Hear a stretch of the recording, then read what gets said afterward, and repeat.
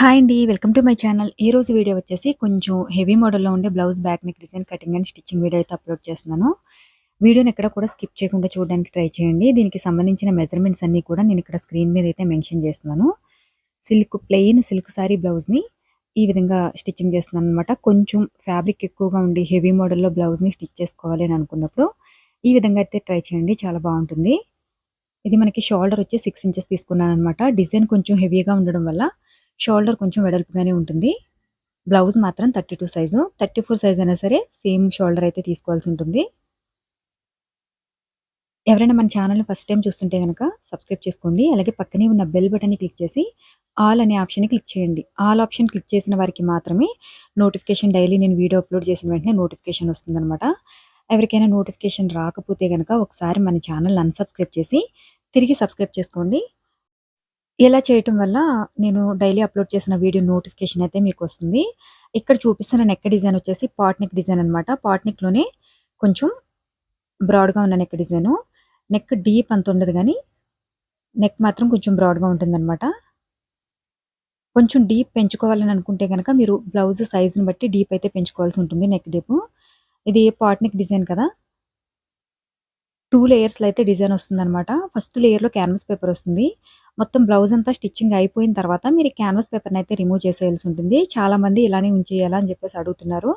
అలా ఏముండదండి. Canvas paper గానీ, న్యూస్ పేపర్‌ని గానీ అటాచ్ చేసి డిజైన్ అయితే స్టిచ్చింగ్ చేస్తాను. ఒకవేళ మీరు డిజైన్ అంతా కంప్లీట్ అయిపోయిన తర్వాత న్యూస్ పేపర్ అయినా సరే, క్యాన్వాస్ పేపర్ అయినా సరే రిమూవ్ చేసేయాల్సి ఉంటుంది. ఇలా 1 ½ ఇంచ్‌కి అయితే డిజైన్ కోసం మార్కింగ్ చేసుకున్నాను. మీకు ఇంత వెడల్పు అవసరం లేదనుకుంటే గనక 1 ½ ఇంచ్‌లో అయితే డిజైన్ అయితే మార్కింగ్ చేసుకోండి. ఇలా మార్కింగ్ చేసుకున్న తర్వాత ఇక్కడ క్యాన్వాస్ పేపర్ అయితే తీసుకున్నాననమాట. ఈ క్యాన్వాస్ పేపరు షైనింగ్ ఉన్న వైపు, అలానే నార్మల్ వైపు ఉంటుంది. ఇట్లా నార్మల్‌గా ఉన్న వైపు అయితే మార్కింగ్ చేసేసుకుంటున్నాను. మీరు ఒకవేళ లైనింగ్ క్లాత్‌కి అటాచ్ చేసుకొని మీకు గ్యాప్ లేకుండా ఫ్యాబ్రిక్ మీద ఈ డిజైన్ స్టిచ్చింగ్ చేసుకోవాలనుకుంటే గనక క్యాన్వాస్ పేపర్ ఉన్న వైపు మాత్రం మార్కింగ్ చేయొద్దు.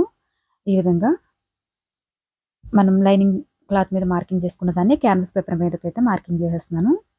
ఒక 1 ఇంచ్ అయితే గ్యాప్ ఉండాలనమాట. మనం మార్కింగ్ చేసుకున్న దానికి 1 ఇంచ్ గ్యాప్ ఉండేలాగా క్యాన్వాస్ పేపర్ అయితే కటింగ్ చేసుకోవాలి. ఇది 2 సైడ్స్ కూడా సేమ్ మార్కింగ్ చేసేస్తున్నాను. ఇలా 2 సైడ్స్ మార్కింగ్ చేయడం వల్ల మనకి స్టిచ్చింగ్ చేసినప్పుడు ఈజీగా ఉంటుంది. ఇలా 2 సైడ్స్ కూడా మార్కింగ్ చేసుకున్న తర్వాత ఇప్పుడు ఇంకొంచెం పొడవు వెడల్పు ఉన్న క్యాన్వాస్ పేపర్ తీసుకొని నెక్కు రెండో లైన్ కోసం అని చెప్పేసి తీసుకోవాల్సి ఉంటుంది. దీనికన్నా కొంచెం పొడవు వెడల్పు ఉన్న క్యాన్వాస్ పేపర్ అయితే తీసుకున్నాననమాట. ఇది ఒక 1 ఇంచ్ వరకు అయితే గ్యాప్ ఉంచేసి చుట్టూ కూడా కటింగ్ చేసేసుకున్నాను. ఇలా సెకండ్ పేపర్‌ని సెకండ్ లైన్ ఏదైతే డ్రా చేసామో ఆ సెకండ్ లైన్ దగ్గర నుంచి డ్రా చేసుకోవాల్సి ఉంటుంది.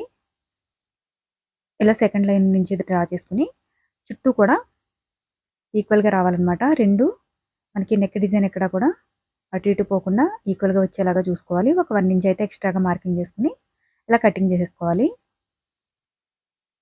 ఇప్పుడు దీన్నైతే లైనింగ్ క్లాత్‌కి అటాచ్ చేసేసుకోవాల్సి ఉంటుంది. మనం మార్కింగ్ చేసి పెట్టుకున్న బ్యాక్ నెక్ ఏదైతే ఉందో దీన్ని ఇప్పుడు కటింగ్ చేసేసుకోవాలి.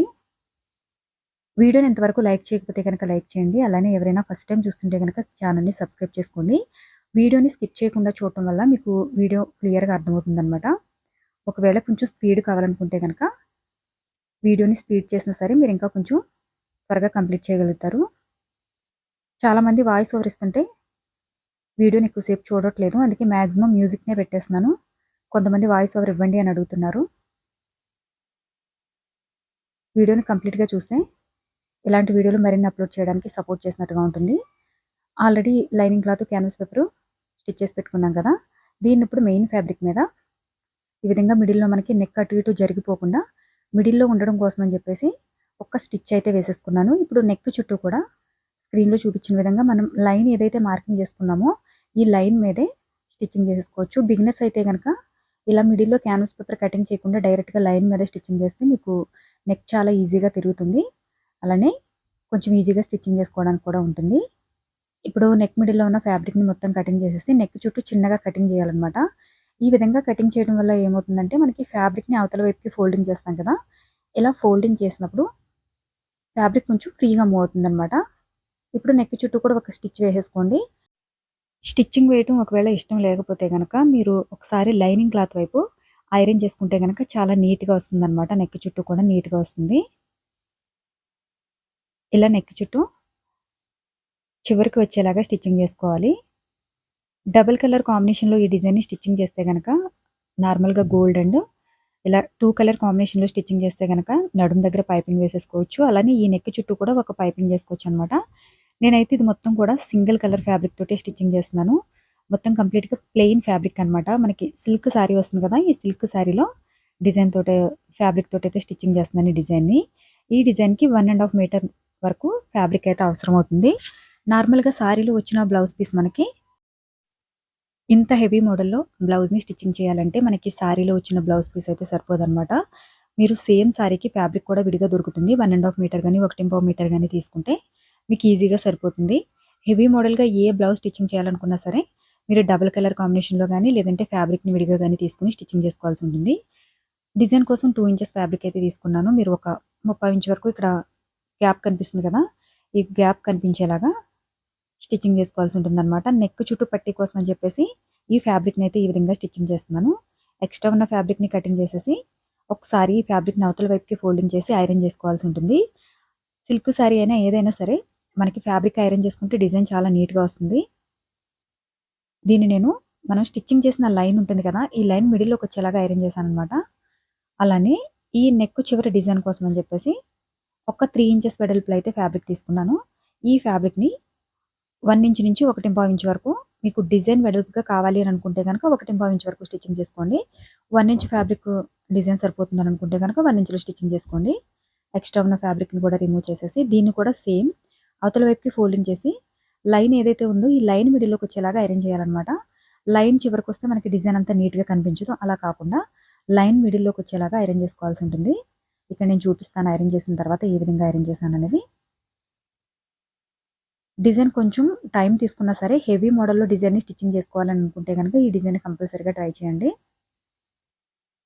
ఇప్పుడు మనం ఆల్రెడీ మార్కింగ్ చేసి పెట్టుకున్న క్యాన్వాస్ పేపర్ ఉంది కదా! ఈ క్యాన్వాస్ పేపర్‌కి 1 ½ ఇంచ్ నుంచి 2 ఇంచ్ వరకు ఈ విధంగా ఫోల్డింగ్ చేసేసుకొని పీసెస్‌లో అయితే కటింగ్ చేసుకోవాలి. మనకి నెక్ చుట్టూ ఎన్ని పీసెస్ అయితే అవసరమైతాయో అన్ని పీసెస్‌ని కూడా ఈ విధంగా కటింగ్ చేసి పెట్టుకోవాలన్నమాట. ఇలా కట్ చేసేసుకున్నాం కదా! వీటిని స్క్రీన్‌లో చూపించిన విధంగా స్టిచ్చింగ్ చేసేసుకోవాలి. మరీ దగ్గరగా కాకుండా నేనైతే ఇక్కడ కొంచెం గ్యాప్ ఉంచానన్నమాట. ఇలా కొంచెం గ్యాప్ ఉంచి స్టిచ్చింగ్ చేయడం వల్ల మనకి డిజైన్ ఇంకా నీట్‌గా వస్తుంది. నెక్ చుట్టూ కూడా ఈ విధంగా స్టిచ్చింగ్ చేసుకోవాల్సి ఉంటుంది. క్రాసెస్‌లో మాత్రం మనకి కొంచెం దగ్గరగానే స్టిచ్చింగ్ చేసుకోవాలి. ఎందుకంటే నెక్ క్రాస్ వచ్చేసరికి కొంచెం వెడల్పుగా ఉంటుంది కదా! అందు గురించి కొంచెం నెక్ క్రాస్ రౌండ్ అయితే ఎక్కడైతే ఉందో రౌండ్ దగ్గర మాత్రం గ్యాప్ లేకుండానే స్టిచ్చింగ్ చేసేసాను. ఇలా కంప్లీట్‌గా స్టిచ్చింగ్ చేసిన తర్వాత అవతల సైడ్ కూడా ఒక స్టిచ్ వేసేసుకోవాలి. కొంచెం సింపుల్‌గా ఉన్న బ్లౌజ్ డిజైన్స్‌ని చూపించండి అని అడుగుతున్నారు. మన సెకండ్ ఛానెల్‌లో అయితే బిగినర్స్ ఎవరైతే ఉన్నారో వాళ్ళ కోసం అని చెప్పేసి ఈజీగా స్టిచ్చింగ్ చేయగలిగే బ్లౌజ్ డిజైన్స్ అయితే అప్లోడ్ చేశాను. ఇంట్రెస్ట్ ఉన్న వాళ్ళు ఒకసారి మన సెకండ్ ఛానెల్ కూడా విజిట్ చేయండి. ఛానెల్ నేమ్ వచ్చేసరికి డిజైనర్ స్రవంతి. ఆ ఛానెల్ నేమ్ వచ్చేసరికి స్రవంతి డిజైన్స్ అనమాట. ఆ ఛానెల్‌లో మీకు బిగినర్స్‌కి ఈజీగా స్టిచ్చింగ్ చేసుకోగలిగే బ్లౌజ్ డిజైన్స్, సింపుల్ డిజైన్స్ అన్నీ కూడా అప్లోడ్ చేశాను. అలానే ఈ ఛానెల్‌లో కూడా బ్లౌజ్ బ్యాక్ నెక్ డిజైన్స్‌తో పాటు blouse sleeve designs, blouse hangings ఏ విధంగా కటింగ్ అండ్ స్టిచ్చింగ్ చేయాలనేది కంప్లీట్ వీడియోస్ అయితే అప్లోడ్ చేశాను. మీరు ప్లేలిస్ట్‌లోకి వెళ్లి చెక్ చేసుకుంటే గనక స్లీవ్ డిజైన్స్‌ని గాని, బ్లౌజ్ హ్యాంగింగ్ డిజైన్స్‌ని గాని ఈజీగా స్టిచ్చింగ్ చేసుకోగలుగుతారు.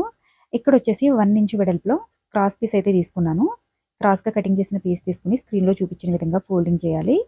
ఇలా ఫోల్డింగ్ చేసి స్టిచ్చింగ్ చేసిన వైపు స్క్రీన్‌లో చూపించిన విధంగా ఇలా సైడ్ నుంచి మార్కింగ్ చేసిన విధంగానే స్టిచ్చింగ్ చేసుకోవాలన్నమాట. ఒక పావు ఇంచ్ వరకు నెక్ చుట్టూ అయితే స్టిచ్చింగ్ చేస్తున్నాను.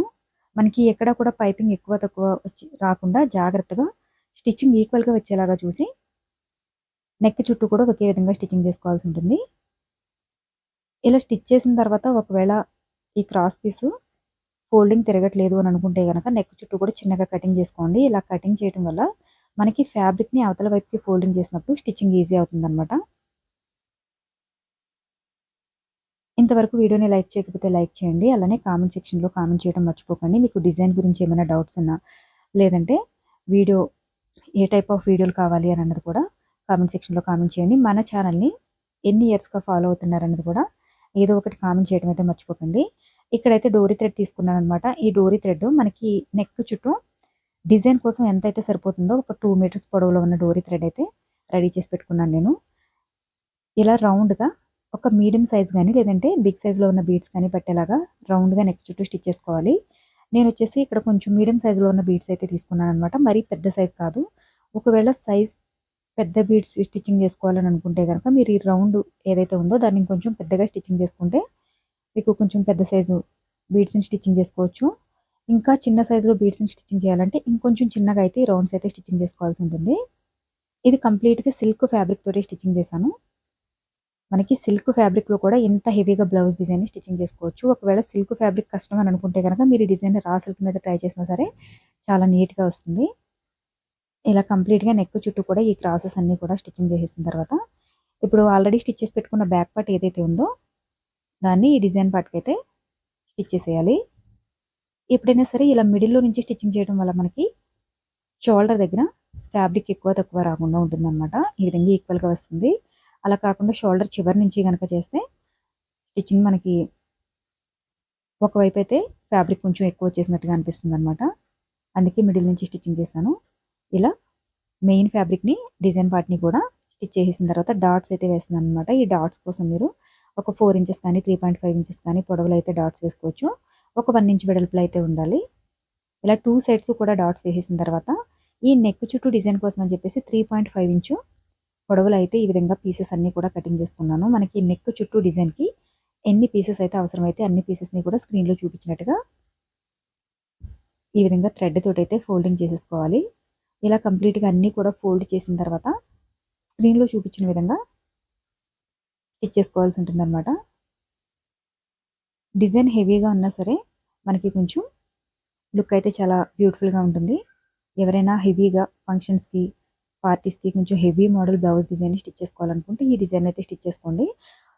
ఇక్కడ నేను క్యాన్వాస్ పేపర్ పెట్టాను కదా! క్యాన్వాస్ పేపర్ బదులు మీకు స్కిన్ కనిపించకుండా ఉండాలి అనుకుంటే గనక డైరెక్ట్‌గా సేమ్ డిజైన్‌ని ఫ్యాబ్రిక్ మీద కూడా స్టిచ్చింగ్ చేసుకోవచ్చు. కాకపోతే డబుల్ కలర్ కాంబినేషన్‌లో ట్రై చేస్తే చాలా బావుంటుంది. ఇలా మనం స్టిచ్చింగ్ చేసి పెట్టుకున్న డిజైన్ పీసెస్ అన్నీ కూడా స్క్రీన్‌లో చూపించిన విధంగా దగ్గరగా ఇక్కడ గ్యాప్ లేకుండా జాగ్రత్తగా అయితే స్టిచ్చింగ్ చేసేస్తున్నాను. నెక్ చుట్టూ కూడా స్టిచ్చింగ్ చేసేస్తున్నాననమాట. చాలామంది బీడ్స్ కలర్ చేంజ్ అయిపోవని అడుగుతున్నారు. బీడ్స్ కలర్ అయితే చేంజ్ అవుతుందండి. ఒకవేళ మీకు బీడ్స్ కలర్ చేంజ్ అయితే గనక మీరు వాటిని రిమూవ్ చేసి కొంచెం న్యూగా ఉన్న బీడ్స్‌ని కూడా స్టిచ్చింగ్ చేసుకోవచ్చు. ఈ విధంగా చుట్టూ స్టిచ్ చేసిన తర్వాత కొంచెం మీడియం సైజులో ఉన్న లేస్ అయితే తీసుకున్నాను. మీరు కావాలనుకుంటే ఇంకొంచెం స్మాల్ సైజులో ఉన్న లేస్ అయినా తీసుకోవచ్చు. లేదంటే గనక మీడియం సైజులో ఉన్న లేస్ అయినా తీసుకోవచ్చు. మీకు లేస్ ఇష్టం లేకపోతే గనక లేస్‌ని స్కిప్ చేసేసి ఆ బదులు ఫ్యాబ్రిక్‌ని కూడా స్టిచ్చింగ్ చేసుకోవచ్చు. నడుము దగ్గర కూడా నేను లేస్ అయితే స్టిచ్చింగ్ చేస్తున్నాను. ఇష్టం లేని వాళ్ళు లేస్ అయితే స్కిప్ చేసేయండి. ఇలా స్టిచ్చింగ్ చేసుకున్న తర్వాత ఫ్యాబ్రిక్ ఫ్లవర్ కోసం అని చెప్పేసి 3.5 ఇంచు లెంత్ విడ్త్ ఉన్న సేమ్ సిల్క్ ఫ్యాబ్రిక్‌ని తీసుకున్నాననమాట. స్క్రీన్‌లో చూపించిన విధంగా ఫోల్డింగ్ చేసేసి ఒక చిన్న పెటల్స్ టైప్‌లో ఈ విధంగా 6 అయితే రెడీ చేసి పెట్టుకోవాలి. మీరు కొంచెం చిన్న ఫ్లవర్ స్టిచ్చింగ్ చేసుకోవాలనుకుంటే ఒక 5 పెటల్స్ అయితే సరిపోతుంది. నేనైతే ఒక 6 తీసుకున్నాను. ఇప్పుడు వీటిని స్క్రీన్‌లో చూపించిన విధంగా ఒక ఫ్లవర్ షేప్‌లో వచ్చేలాగా స్టిచ్చింగ్ చేయాలన్నమాట. ఇలా రౌండ్‌గా స్టిచ్ చేసేసుకొని ఒక ఫ్లవర్ లాగా అయితే కంప్లీట్‌గా రెడీ చేసుకోవాలి. ఇలా ఇంకొంచెం హెవీగా ఉన్న బ్లౌజ్ మోడల్స్ అన్నింటిని కూడా నేను స్టిచ్చింగ్ చేసి ఆల్రెడీ అప్లోడ్ చేశాను. ఇంట్రెస్ట్ ఉన్న వాళ్ళు ప్లేలిస్ట్‌ని అయితే చెక్ చేసుకోండి. అలాగే కొన్ని వీడియోస్ అయితే డిస్క్రిప్షన్‌లో ఇస్తాను. ఎక్కువగా బీడ్స్, లేస్ ఇష్టం లేదు అని అనుకున్న వాళ్ళు వీటినైతే అవాయిడ్ చేసేయండి. నేనైతే కొంచెం హెవీ మోడల్‌కి బీడ్స్ స్టిచ్చింగ్ చేస్తే బావుంటుందని చెప్పేసి ఈ విధంగా ట్రై చేశాననమాట. ఇలా నెక్ చుట్టూ కూడా చిన్న ఫ్లవర్ మిడిల్‌లో బీడ్స్ అయితే స్టిచ్చింగ్ చేసేస్తున్నాను. ఇప్పుడు ఇలా స్టిచ్చింగ్ చేసేసిన తర్వాత ఫ్యాబ్రిక్‌ని తీసుకొని దీనికి 3 హ్యాంగింగ్స్ కానీ లేదంటే 2 హ్యాంగింగ్స్ కానీ మీకు ఎన్ని హ్యాంగింగ్స్ కావాలో అన్ని హ్యాంగింగ్స్‌ని అయితే యాడ్ చేసుకోవచ్చు. ఇలా ఫ్లవర్ అయితే స్టిచ్చింగ్ చేసేసాం కదా! ఒక 3 ఇంచెస్ లెంత్ విడ్త్ ఉన్న ఫ్యాబ్రిక్ తీసుకొని స్క్రీన్‌లో చూపించిన విధంగా ఫోల్డింగ్ చేసేసుకొని ఫ్యాబ్రిక్ హ్యాంగింగ్స్‌ని అయితే స్టిచ్చింగ్ చేసేస్తున్నాను. ఇలా ఫ్యాబ్రిక్ హ్యాంగింగ్స్‌ని స్టిచ్చింగ్ చేసేసుకొని వీటికి మీరు బీడ్స్ అయినా స్టిచ్చింగ్ చేసుకోవచ్చు. లేదంటే గనక డైరెక్ట్‌గా కూడా స్టిచ్చింగ్ చేసేయొచ్చు. నేనైతే ఒక 5 బీడ్స్ వరకు స్మాల్ సైజ్‌లో ఉన్న బీడ్స్ తీసుకొని స్టిచ్ చేసేస్తున్నాను.